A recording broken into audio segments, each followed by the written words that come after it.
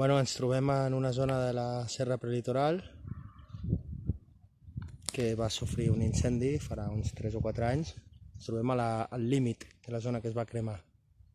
Veieu? I us vull fer un exemple de com evoluciona el fenomen de la successió forestal en el cas de la serralada prelitoral catalana, en aquest cas. En aquest cas el terreny sembla que el sediment majoritari és un conglomerat que porta bastanta caliza i bastanta roca calcària i altres còdols, semblant al de Montserrat. Mirem aquí aquest terreny nu i podem veure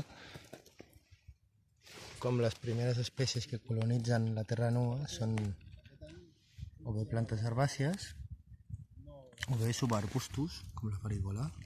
Aquí tenim una mena de fenàs, un brachipodium, un timus, una farigola. I també el romaní, colonitzant una primera fase. Això ens portaria d'una mena de herbassar brolla de poca alçada cap a una màquia ja més densa,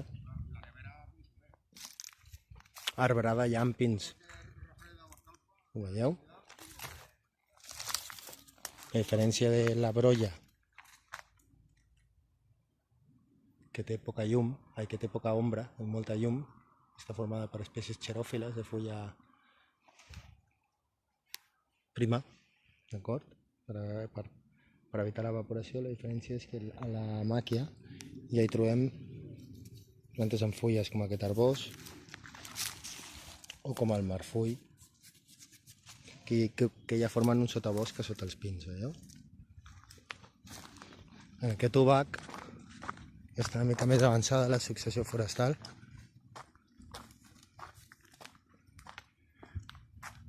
I trobem una màquia bastant desenvolupada a sota els pins. Fins i tot hi ha alguna alzina i altres petits arbres com la moixera